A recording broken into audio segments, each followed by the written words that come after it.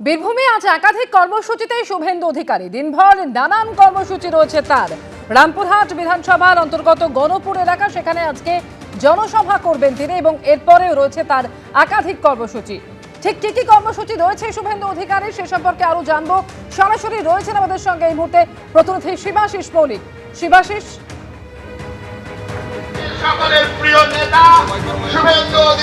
অমৃতা, এই মুহূর্তে যে ছবি আমরা তুলে ধরেছি এবিপি আনন্দের পর্দায় যে ছবি দেখা যাচ্ছে, আদিবাসী কর্মী সম্মেলনে যোগ দিতে এসেছেন রাজ্যের বিরোধী দলনেতা শুভেন্দু অধিকারী। বিজেপির তরফ থেকে এই বীরভূম সাংগঠনিক জেলার পক্ষ থেকে তারা আদিবাসী কার্যকর্তা সম্মেলন করছেন আজকে, এবং রামপুরহাট বিধানসভার অন্তর্গত গণপুর এলাকাতে যে ছবি আমরা দেখতে পাচ্ছি এই মুহূর্তে মঞ্চে রয়েছেন রাজ্যের বিরোধী দলনেতা শুভেন্দু অধিকারী। তিনি ছাড়াও রাজ্য বিজেপির সহ সভাপতি জগন্নাথ চট্টোপাধ্যায় তিনি উপস্থিত রয়েছেন। সার্বিকভাবে দেউচা পাজাপি থেকে একেবারে কিন্তু অদূরে এই গণপুর এলাকা, সেই গণপুর এলাকাতে আদিবাসী কর্মী সম্মেলনে যোগ দিতে এসেছেন শুভেন্দু অধিকারী। আমরা জানি হাতে গোনা কয়েক মাস পরই কিন্তু কার্যত সামনেই বিধানসভা ভোট, এবং সেই বিধানসভা ভোটের আগে কিন্তু এখন দেখা যাচ্ছে যে আদিবাসী কর্মীদের সঙ্গে পৃথক কি বার্তা দেবেন শুভেন্দু অধিকারী, সেদিকে সকলেই তাকিয়ে রয়েছেন। রামপুরহাট বিধানসভার অন্তর্গত এই গণপুর এলাকা, যেখানে আজকে আদিবাসী কর্মী সম্মেলন চলছে। এরপর তিনি সিউড়িতে বিজেপির যে সাংগঠনিক জেলা কার্যালয় রয়েছে সেখানে তিনি সাংবাদিক সম্মেলন করবেন। তারপর বীরভূমের রাজনগর এলাকায় একটি মিছিল রয়েছে বিরোধী দলনেতার। একদম দিন শেষে বিকেল বেলায় তিনি রেলের একটি অনুষ্ঠানে যোগ দেবেন, যেখানে সিউড়ি এবং আসানসোলের মধ্যে রেল যোগাযোগ চালু হবে।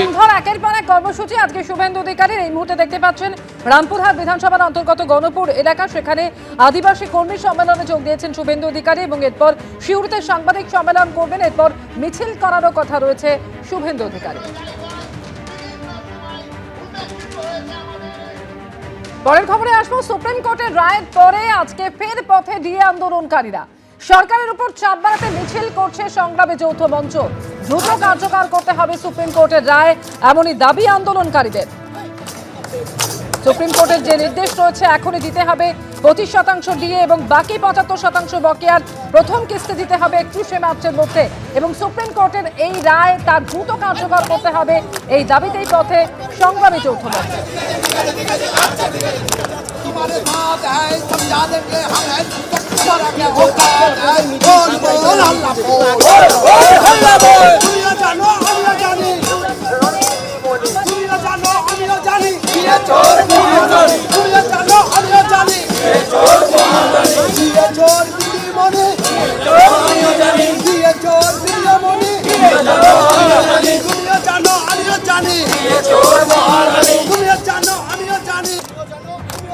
এবিপি আনন্দ, এগিয়ে থাকে, এগিয়ে রাখে।